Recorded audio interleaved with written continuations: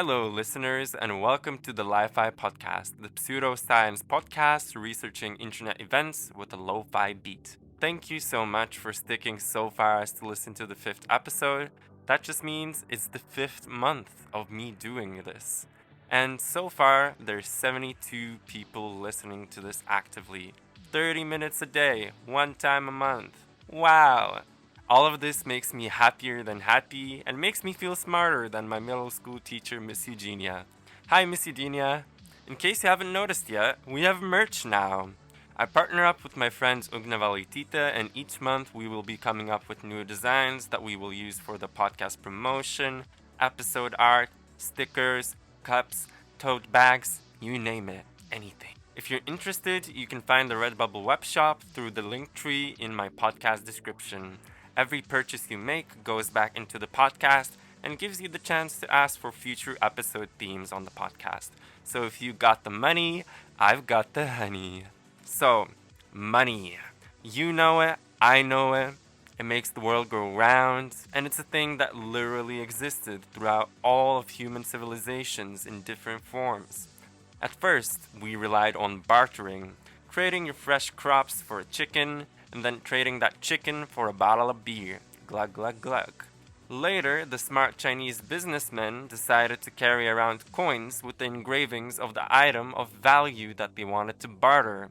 And then, even later, the phenomenon of generic money as we know it was born, in the form of coins. Of course, there were other mediums of cash later down the line, but today I just want to focus on coins. Because if you live on the internet like me, you might know that the cryptocurrency Bitcoin soared to new highs and lows from its initial score of 25,000 US dollars in December to $55,000 in the month of February.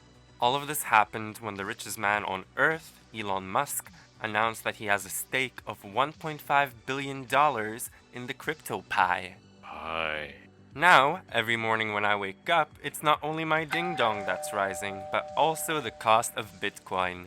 So, I decided that this is a topic that needs to be covered on the podcast because we're literally witnessing history, guys, with the event of millions of people experiencing FOMO and trying to get on the crypto bandwagon before it's not too late. Why buy a house now when you can buy Bitcoin and buy two houses in a couple of years, you know? So, without further ado, let's just jump into it. Chapter 1: The Block Before Minecraft. Funny enough, the very first blockchain in the world was Bitcoin. It was created by an anonymous person or group called Satoshi Nakamoto. It was named as a peer-to-peer electronic cash system, which was the first borderless currency of this age, not affected by other countries, so much so as it's affected by the sheer amount of people who believe in the idea of a limited supply of digital gold. But you're probably thinking, where does Bitcoin come from?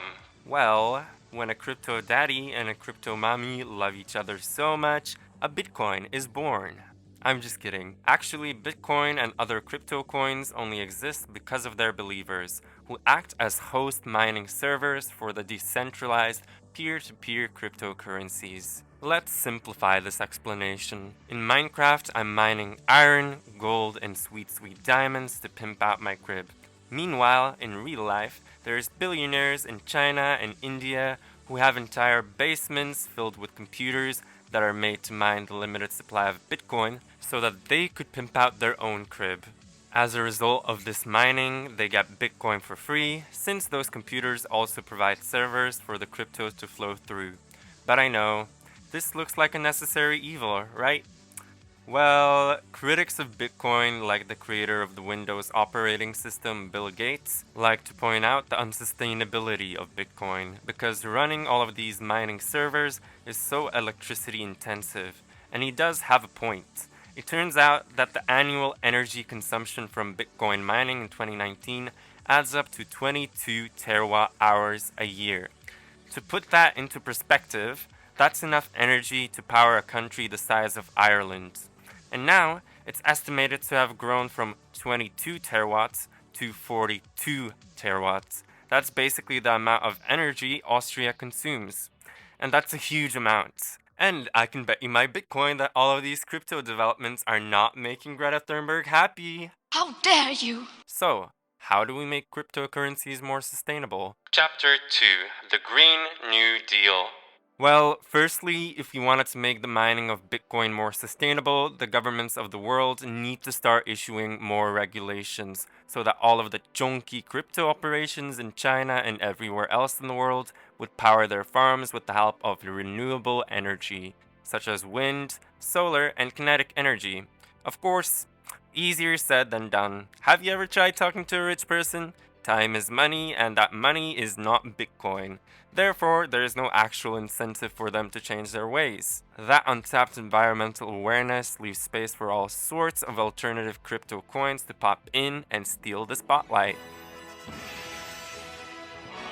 Ethereum also surging on Monday to record levels of around $407.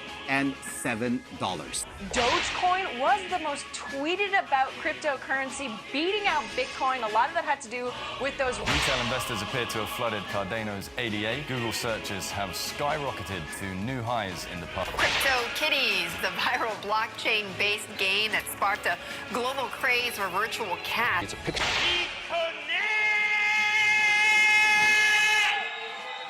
Wow!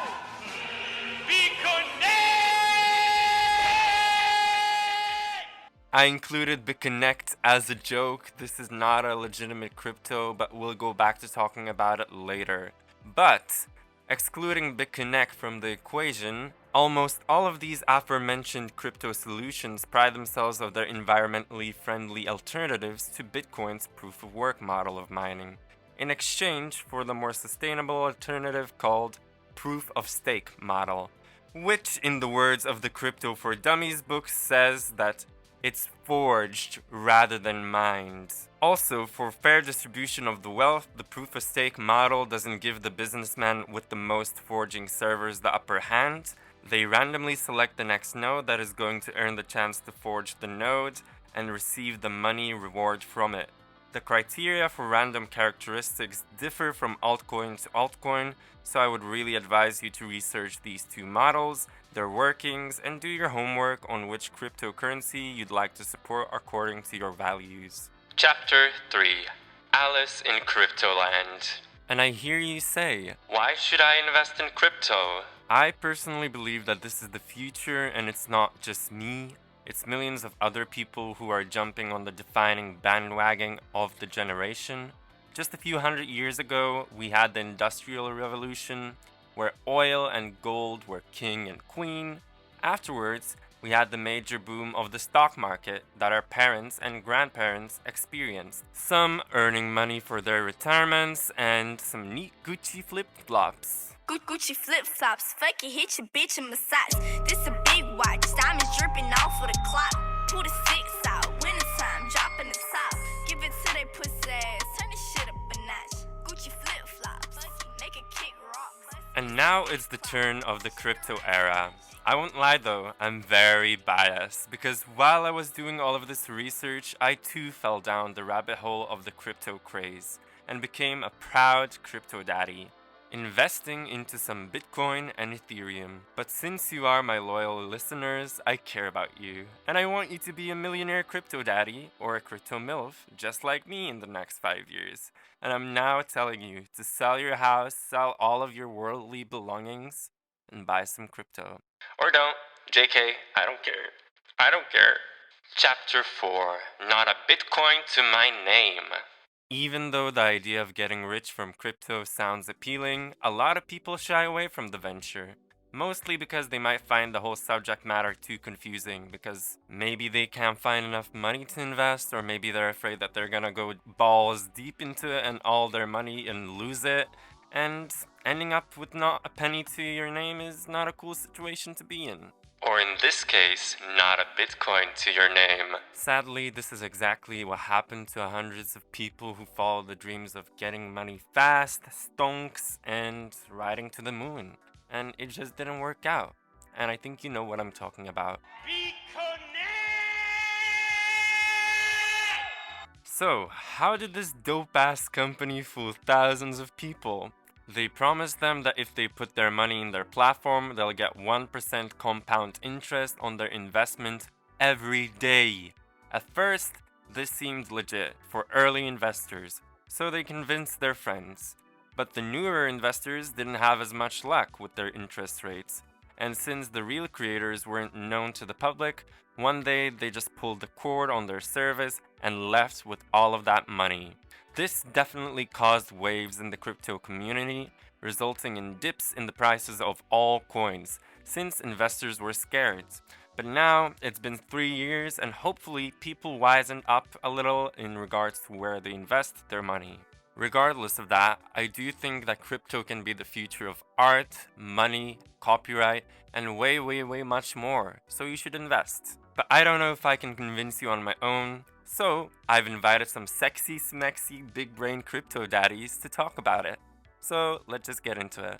So, hello guys, I'm welcomed today by two sexy crypto daddies, and I'd like to introduce them. So, one of them is Jeroen Nijkamp. I hope I pronounced the name right. Nightcamp. Nijkamp? Nightcamp. Okay. So I invited Jeroen as a guest on the technical side of crypto. He's really well versed into the technicalities of it, so I hope he can enlighten us today. And I invited Ping Huan, as the practical side of crypto. He's into stonks, into big gaining, and to making money fast. Aren't you, Ping?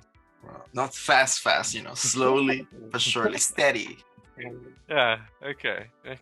So I'd like to just firstly have you both introduce yourself a little bit. So maybe we could start with Jeroen. So just introduce who you are, your background with crypto, what you find interesting in it, and we'll go from there.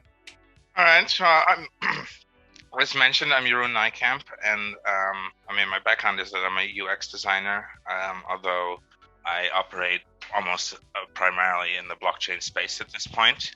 And I was first introduced to, the concept of crypto a long time ago, but I first started, entering the blockchain space 2 years ago during school when I did a minor on blockchain. And that's when I finally learned about, what blockchain and Bitcoin is and how it all works. And then from there, I moved on to, I got the opportunity to take part in a hackathon, and both in 2019 and in 2020. And based on the experiences at these hackathons, I came into contact with a lot of different projects and people, and I'm working on a myriad of different projects now, more on a holistical, technical, developmental side, and less on a sort of stonks aspect, so to speak. And what always attracted me to the blockchain technology is just the whole mentality behind the open ledger technology and the idea of trustless technologies, but also disruptive innovation has always been a cool thing to me. Ever since I was a kid, the idea of being disruptive was always, that always resonated, and I haven't lost that to some extent. But now it's more of a I see the blockchain technology as an option for bettering the society around us, and I've been able to take an active role in shaping that society, which is really cool. Okay. It kind of sounds like you're the person that likes to be first to things. I guess, but I wasn't at all first to the blockchain space. I think that the first ones are like the worst of a kind, like not like in a bad way, but like, you believe it, and then you like, oh man, it's not meant to be, and then like a bunch of other people were like, oh, like this is the thing, and then you're like, fuck. Well, there's definitely something to the pioneering spirit, which resonates strongly within a lot of the people in the blockchain space, and being a pioneer is a bit of a double-edged spirit, because on the one hand, you're going where people haven't necessarily gone before, and you're doing things that haven't necessarily been done before. But just the very act of the fact that you're a pioneer means that you have already accepted to yourself that you will be overtaken. That you're not there to be the best. You are just there to be the first, so to speak. Wow, I love this philosophy. Okay. Oh wait, let's give Ping now the chance to introduce himself. So yeah, like my name is Ping, all right? I'm hopefully I'll be like a UX designer by in the summer. And then aside of that, I'm a photographer. I'm a wedding photographer. And yeah, I'm like a lot of things. Like I really hate the word entrepreneur, but like I think I dabble a bit of like everything. And my exposure to crypto was like back in high school, right? And it's one of the sad cases that you get to like you were like introduced to Bitcoin, but then you're not rich, and you're like, oh shit, man, like why am I not rich? So I guess that I really like the idea of crypto because right now, like like I guess the viewer can't see us right now, but like now I'm just wearing like a hoodie and like a beanie, and instead of like like someone with like I guess with like stonks, they have to wear suits and stuff, and like my interpretation of something will just give value and to other people, right? Like across the world, like not just it has to be like in a meeting. So I think that's one of the thing, and I think it's accessible to everyone. I think Jeroen said that, and I really like that about crypto.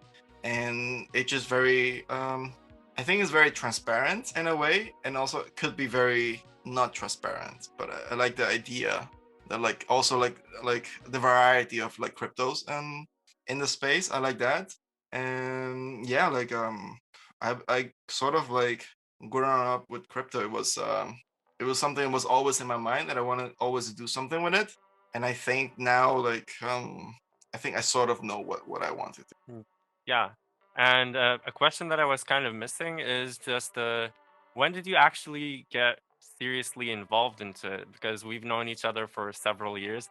And I remember back in 2017, you telling me that you bought some CryptoKitties. Yeah, I did. So CryptoKitty was like, I don't know, like by now I think you guys know what NFTs are. Yeah. CryptoKitties are like sort of like the first NFT. Yeah. So I was very invested in crypto when I came to the Netherlands. I think like mid 2017, 2018, I think. When there was 2017, right? Like that was when the class started. Like the right. So then I was sort of invested in it, and I came here. But then I was invested in I would say like in the wrong way, because I was just kind of mining, and then I just wanted to make like some money out of it, and I just saw it like I think like I saw it like the wrong way, because then I mean the maths of like the gains of like mining was like so good back then. You're like, shit, like why would I need to work? But then like it's so slowly degrading. And I think that's one of the lessons when you get into crypto is what a lot of people say, like you gotta lose money to learn, right? So then I didn't lose money, but like I sort of broke even, and then all the investment just kind of got back. And then I have all these coins, and I was like, well, what the fuck am I gonna do with all these coins? And then I bought some kitties, and those were like the first NFT in the space, and those were like the ones that like fucked up sort of like the Ethereum like network for a bit. And I actually sold like a kitty like I think like last week or 2 weeks ago. I put them on sale like 2 years ago, and then someone bought it, and I was like, oh cool. And everyone's like, oh cool, good for you. And I was like, shit, like no, because I spent like 2 Ethereum on that shit, and I just got like not even half of it back. Like fuck this, like, fuck the NFT. True. But the price of Ethereum kind of went up though, didn't it? Yeah, it did went up. It did went up. So it kind of worked out, kind of, I guess. Yeah, like, I guess if you see it like in USD value, but then like I spent 2 Ethereum just to gain 0.25 Ethereum back from it. And I'm like, oh shit, then I just lost a bunch of Ethereum. I've just kept Ethereum. True. Now I see your point. But okay, so I really like that you brought up the concept of NFTs, and since Jeroen is like a know-it-all in the subject, I'd like for him to maybe just a little bit elaborate to the listeners what is an NFT. NFT is it stands for non-fungible token, and that means it's a sort of unique, purely digital asset that's stored on a blockchain or a type of ledger that powers the cryptocurrencies like Bitcoin. Most NFTs are actually on the Ethereum network, I think, but there's a lot of other that support them. But most of the ones that you hear about in the news are on the Ethereum network. But it's kind of, to put it in layman's terms, it's kind of like, it's digital, like everything in blockchain is about digital scarcity, and cryptocurrencies are just coins that have value, but NFT is just the same principle applied to non-coins, but that also have value. CryptoKitties is a good example because it's sort of art. Art is generally kind of a big use case of it right now, because you know, you create this digital crypto kitty online, and you can no one else can have that kitty, only you have that kitty because you have the token that can access it. And maybe Pink can correct me if I'm wrong here, but I believe there was a point that they were discussing, I don't know if they implemented it, that you could have two kitties breed together and make a new kitty or something like that. Yeah, that was the point of it. Yeah. That would create new unique kitties. And I remember there was a point, unfortunately it didn't go any further, but I don't know if you guys remember, or maybe this is a bit before your time, but there was a thing on the internet a long time ago called Neopets. I know Neopets. Yeah. The creators of Neopets discussed for a while using like the NFT concept and the CryptoKitties concept to bring back Neopets in a sort of crypto style fashion, but it ultimately never led anywhere. But I think that would have been a really cool way of introducing the concept to children in a children-friendly fashion. Ooh, but is that ethical? Well, it doesn't necessarily need to be. I mean, the CryptoKitties is traded for, like, you know, real world money, but you can trade it for, you can create a fake currency in the game that you don't buy for money. I mean, the amount of ethics in there's definitely a good question of ethics in it, because the whole monetary transactions in gaming industry has definitely changed a lot since Neopets was last around. So there could definitely be some monetary gain in that. And with children, I don't know how ethical that would be. It's a good point. Yeah. But also on the topic of NFT, I think it was yesterday or the day before, someone bought a JPEG at an auction house for $69 million. Yeah, like, it was a 750 Ethereum one, I think. And this is a like 300 something megabyte JPEG on the internet called The First 500 Days, and to put it in perspective, that was sold for more than the most valuable Van Gogh painting. Yeah. There's a meaning for this, so there's a meaning for this price, right? No. I think it's interesting. I'm not knocking it. I'm just trying to. I like to put these kinds of numbers into real world perspectives and comparisons, so that people can understand the value of something like that. Because you talk about buying a JPEG on the internet, something that like 5 years ago was like, what's the point if you could just copy paste it? But you can't, because it's an NFT, so you can't copy paste it. And now, you know, it's different though. I know it's different, but no. But like, so my friend was like, "What's stopping me to like just grab like an NFT? Like, let's say like I put an NFT of you, but then what's stopping Armandas to take an NFT of you, just put it up? You know, it will be just the same." But I was like, "Well, it's different because, you know, like it's from who he is, like, right? From who the NFT is, right?" And I was trying to explain this to people, where like, hey, like if I make an NFT, it's probably worthless, but then like people like. I don't know, like there was like a lot of celebrity doing it. So Paris Hilton did her NFT. Yeah. Right? And then like Grimes did her NFT. And all of this. No, but you can capture sentimental value in NFTs. For example, I mentioned the hackathon that I did. The hackathon that I took part in last year in November, I won that one, and included in the prize money, I got a trophy, which was it was made by a digital artist, because it was a digital hackathon, and they combined all the digital interactions to make this digital piece of art.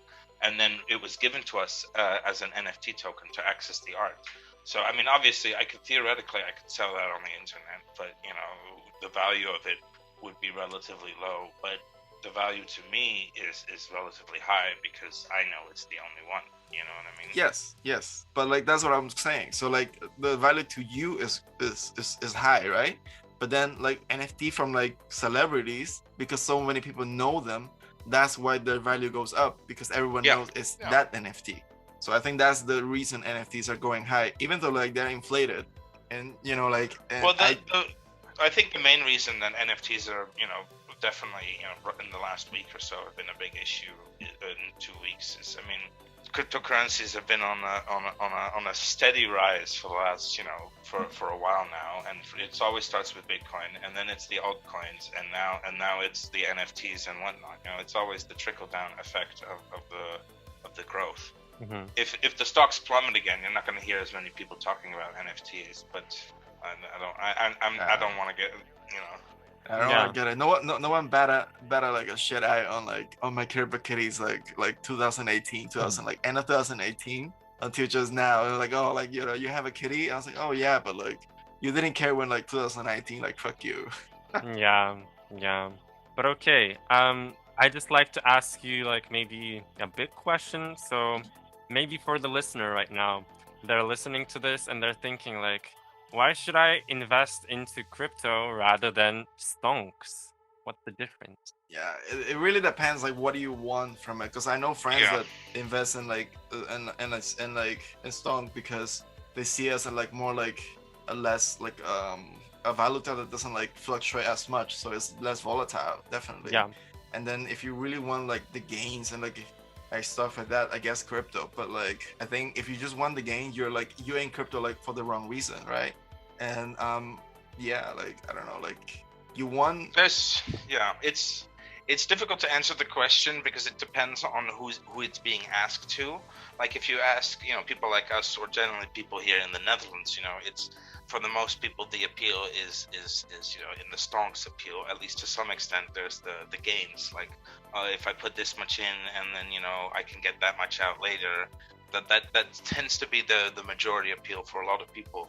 But if you look at a country like Venezuela or a place where the actual currency is way more volatile than crypto is, then it becomes a question of having a place where you can actually store your value in a way that you can access it, so that it doesn't all go to shit when the government just collapses, or when the economy further collapses and whatnot.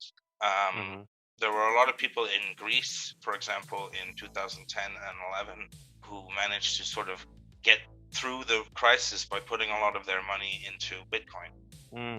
And in that regards, I know a lot of people who for them the appeal is that having a secure pension in a currency that is more equitable or more accessible to the public, so to speak.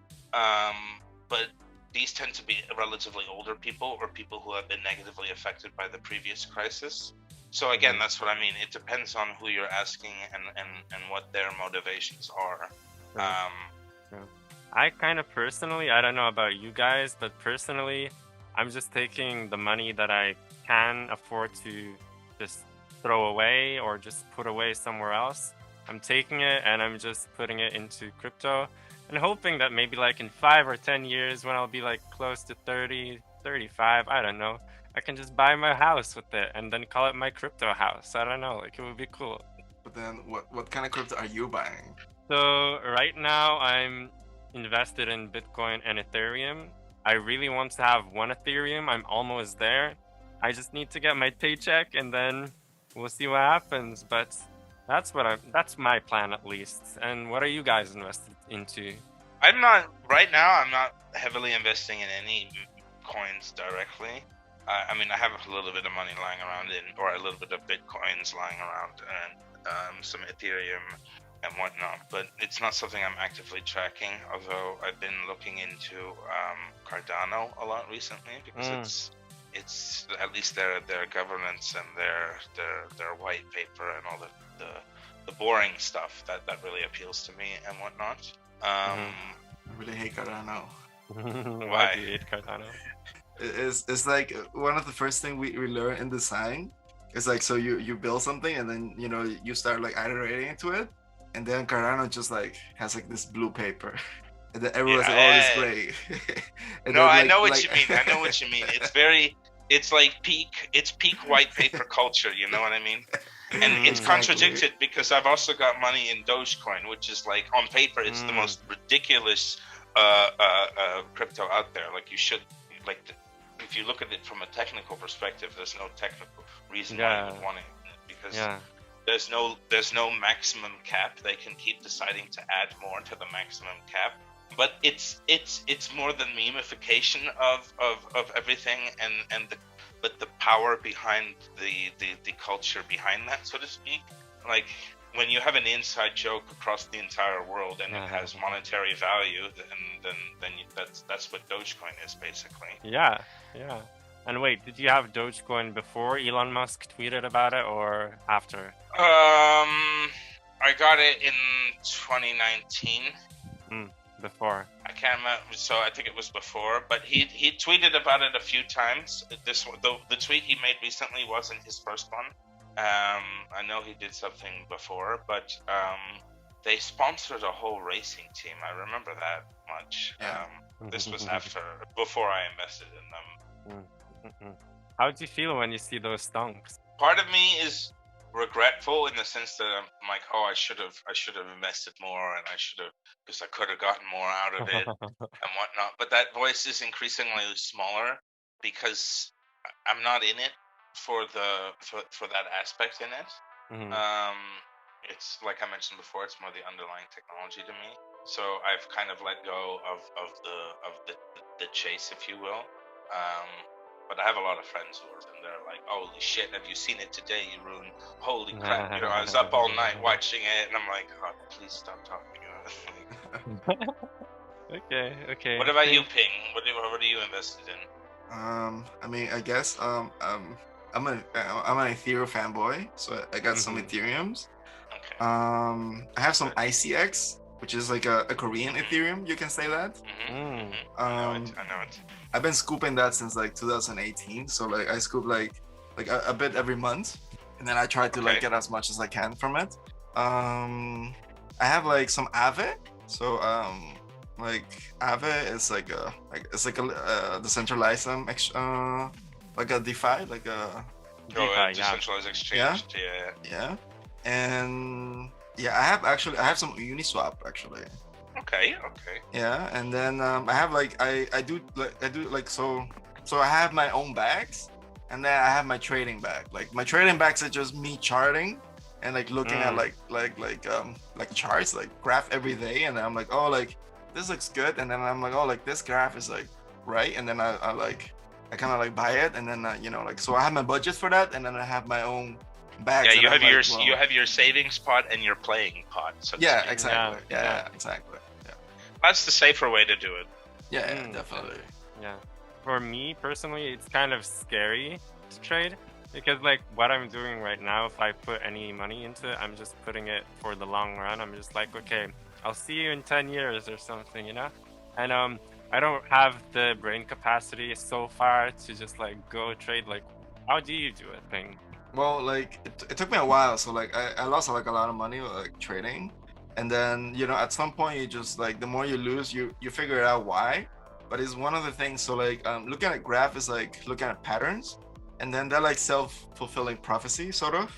And then if I see it, and then if another trader sees it, and then if everyone sees the same graph, then it's gonna like, okay, this is how it should go up, and then that's how it sort of go up. Like that's one way. But there is an external factor, right? Like there's like there's the hype. So like for example, I make some money off Cardano. Like I'm not like like I'm not I even make some money off Ripple. Like I'm not really like oblivious of it. Like despite how much I hate Ripple, and then how like I don't like Cardano. But like if the wave is there, I'm like I'll ride it. It's fine. Like I don't mind it.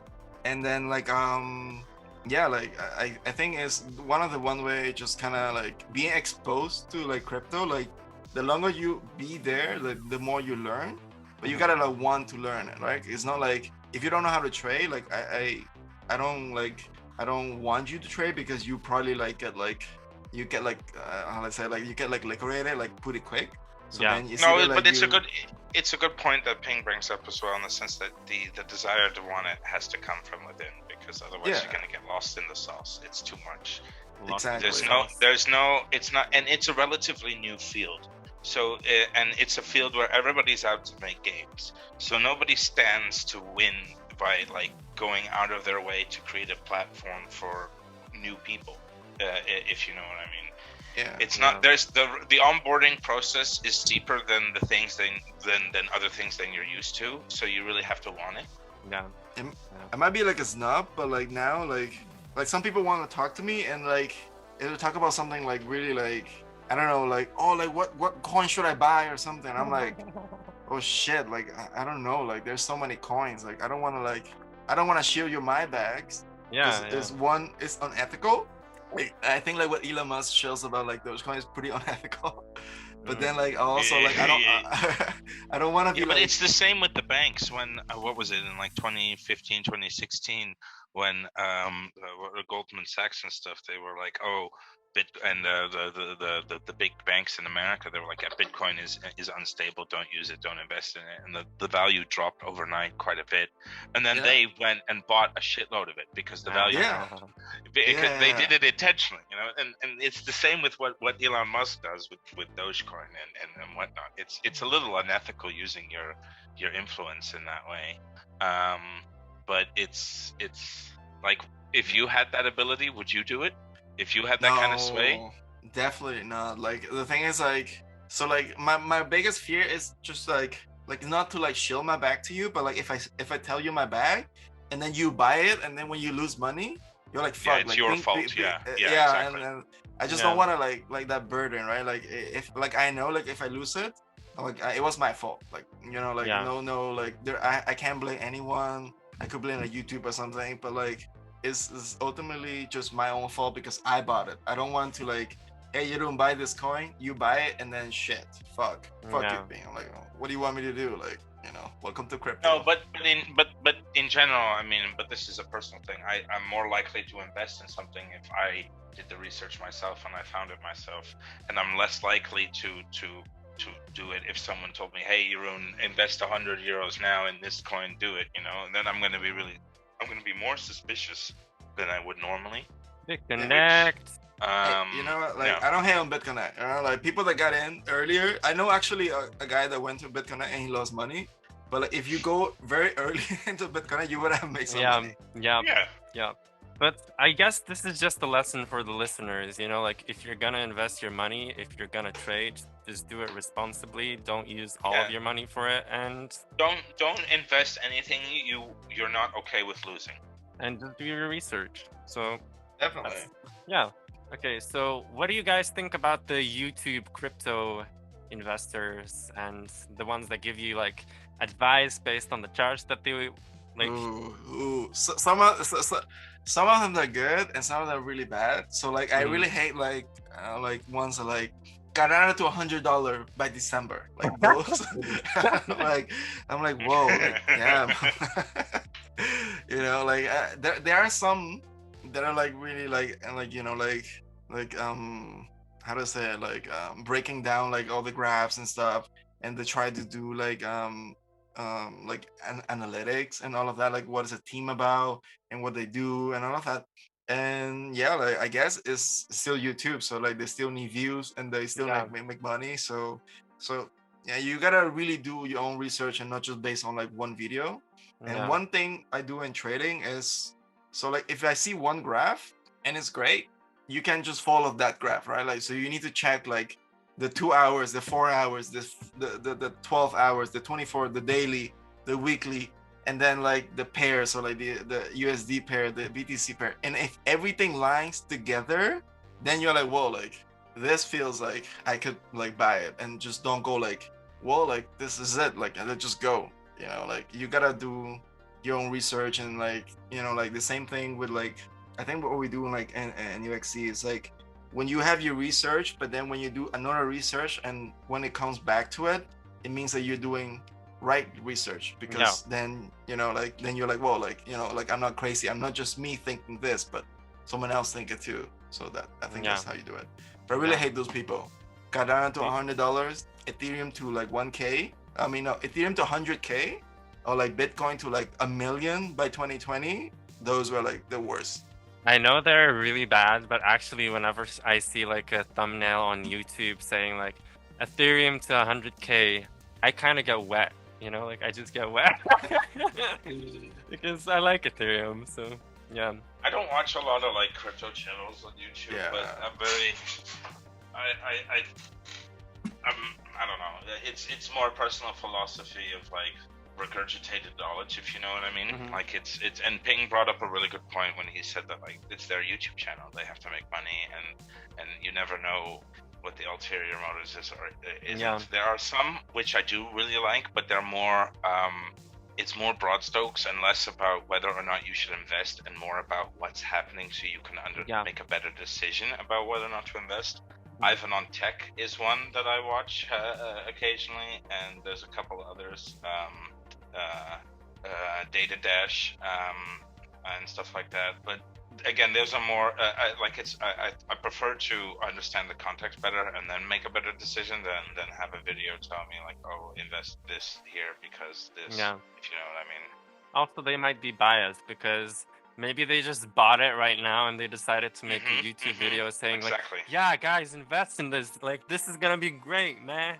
And then, That's also like part of the marketing. So like there are like programs from coins that if you make a video, you get some small amount of coin to that.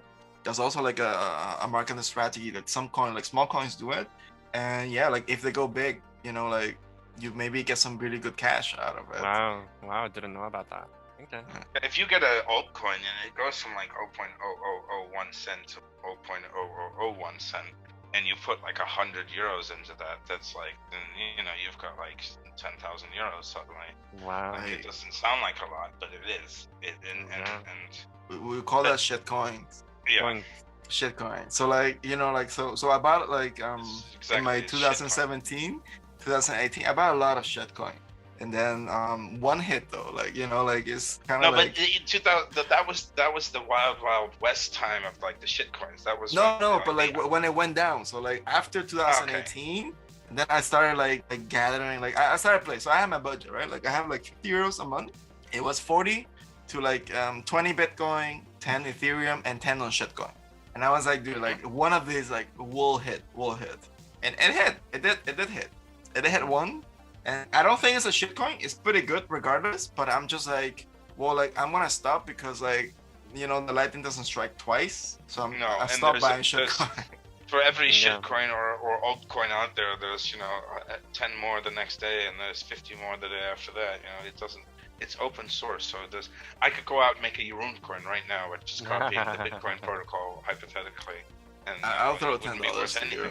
Yeah, okay, there you I go. believe you. Worth something, but you know, like it's difficult to want to take part in that because you know you have to either do all the research yourself, which that's a lot of work, or you have to trust someone else's to have done the research for you, which you know a lot of people are willing to do nowadays. But you know, there's you know this is fake news and whatnot, but also you know influencers and exactly what you said, like they could get a cut out of promoting a certain coin.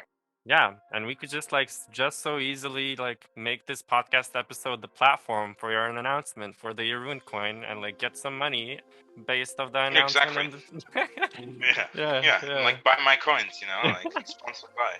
Yeah, I'm wondering like what do you guys do is where do you get the money to invest? Maybe this is more targeted towards Ping, but if you want, you can answer Jeroen as well. So I got the money. I was a wedding photographer by then.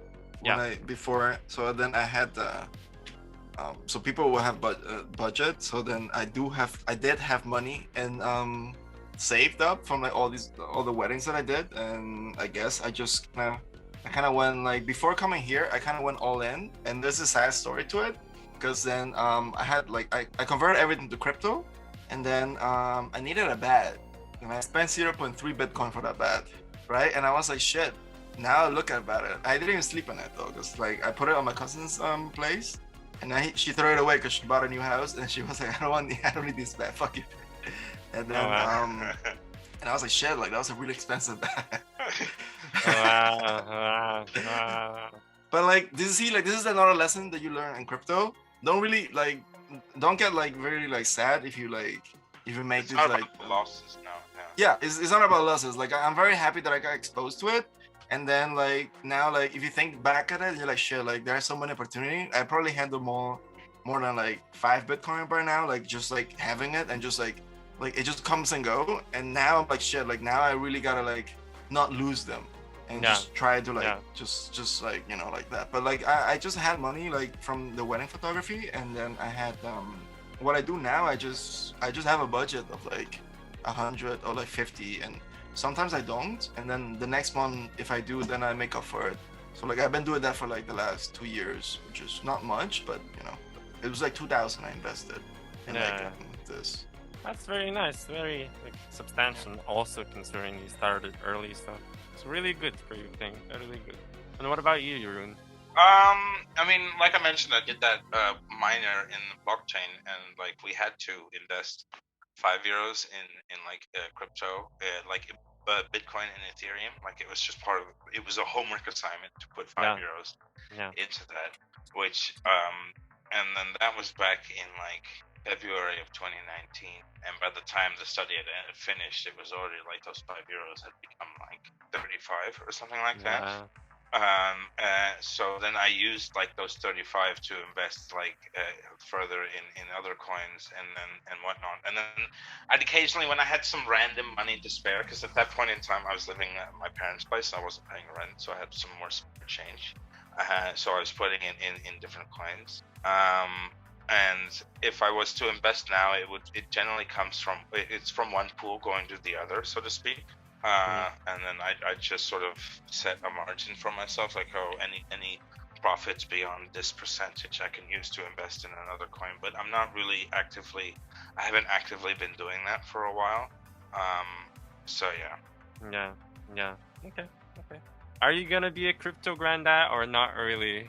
I feel like it's one of the things that once you're in crypto, you really don't get out of the crypto, right? Like I don't know, like I'm at the point where I'm like, whoa, like I might not be technical, but like I know like things like you know, like layer 2 is coming, like a lot of things are like Ethereum 2.0 is coming, you know, like I know, but like a lot of people hated on Bitcoin's like transaction fee, but like I know like the Lightning network is here and also like fix a lot of the problems of like transaction, and now Ethereum has a transaction problem, and like I know like, you know, like NFT, DeFi, all these things, and like I just like I don't know how to like build them, but like I know like all this technology that will come, right? And then I'm like, well, like, but once you're exposed to it, you never really get out, and I guess you would just be like a crypto like granddaddy like, by that end. Yeah. And you don't. But it's exactly what Ping is saying. I mean, the future for blockchain and crypto is bright because it's growing. You know, the more people are going into the networks, more and more people are contributing their knowledge. Like Ping said, layer 2 is coming, and then the new Ethereum is coming out soon. It's the Lightning network has been around for a bit now, and it's proven to actually work like they've been saying that it would. And a lot of the problems that people said it would have in the beginning, like the transaction fees and Ethereum's transaction bottlenecks and whatnot, they've proven to be able to overcome them. So I don't see why the problems that people say it'll have now, why they won't be also overcome with time as well.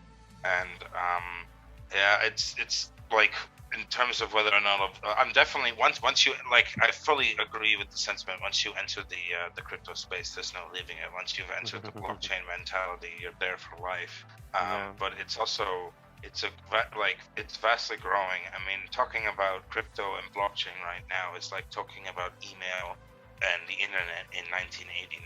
You know, most people won't know what you're talking about, but in 10-20 years, everybody's gonna know. It's gonna be a lot more stable than it is now. But what form it will be in and how regulated it will be, it's difficult to say. Yeah, we'll just live and see. So I kind of want to ask you guys, do your friends and family know that you're invested in crypto, or are you like in the crypto closet? So like I remember like 2017, my cousin called me and was like, "Can you buy some like Litecoin and like Ripple?"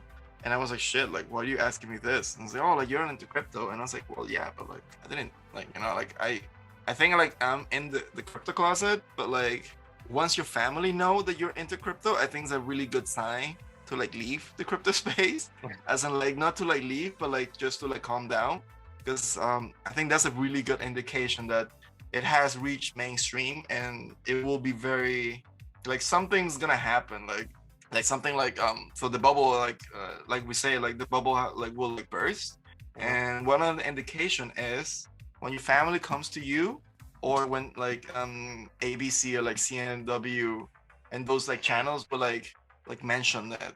That's when like, whoa, shit, we just gotta like stop. That's one of the joke of like all cryptos, like when they come you just stop. Okay, and you Jeroen? I mean, for me, it's slightly different. It's not so much a crypto closet as much as it's a blockchain closet, because I don't really invest so much in the cryptos as much as I'm working with the people behind the technology. But I mean, I won the hackathon in November, and ever since I'm working with the Ministry of Infrastructure here in the Netherlands to build a living labs in Eindhoven to basically test these all kinds of projects and whatnot.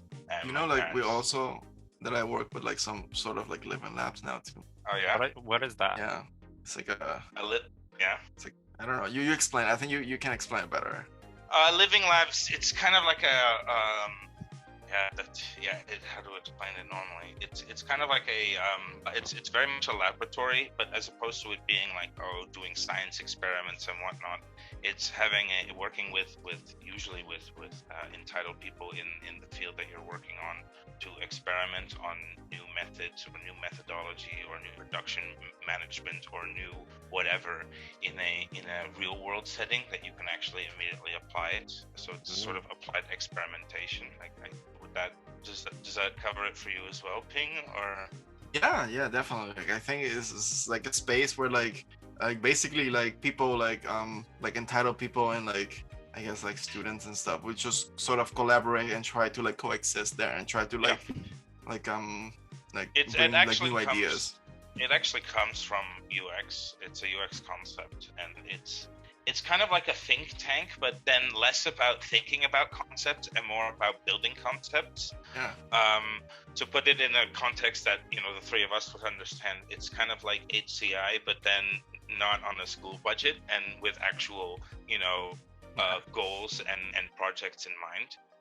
But it's that kind of mentality where you've got all these materials, you've got access to tools, you've got access to knowledge, and you can just build and see, okay, well, what if we do this?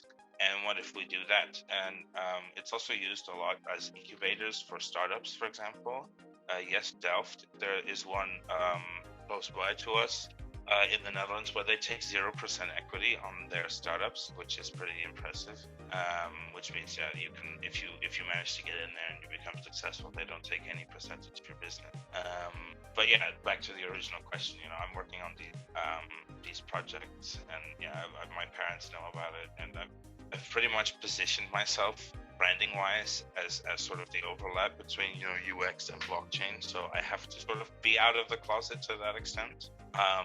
But in terms of the crypto investments, I guess I'm still in the closet for myself because I'm not doing it anymore, or I'm not doing it yet. I haven't decided yet. Yeah. We'll see. But I really like this in the closet analogy that we're using. It's really good. But I just have another last question.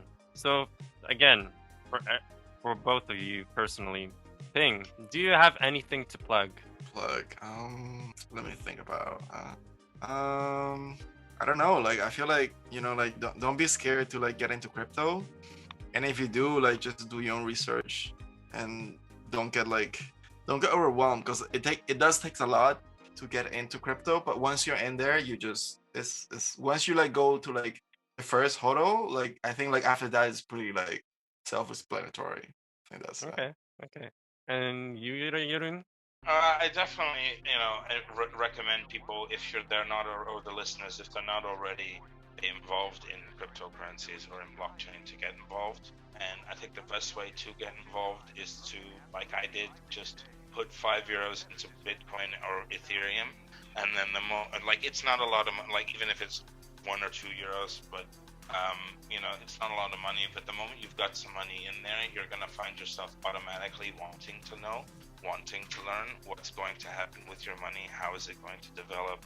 And if you do find yourself wanting to learn more, then you've already got yourself a good enough hook, and if you don't, then it's not for you. Yeah. Okay. Well, then really thanks for enlightening us and just talking with us for this episode, and I'll see you next time. So, okay, guys, I'm really thankful that you listened so far. This was a long episode, and I hope that you got something out of it. Just remember to be careful with your investments, do your research, and just put the tip in and see how it feels before committing, you know? So if you just want to find me or my podcast art or my partner, just go to the link tree in the podcast description and check them all out. Thank you guys. See you next time.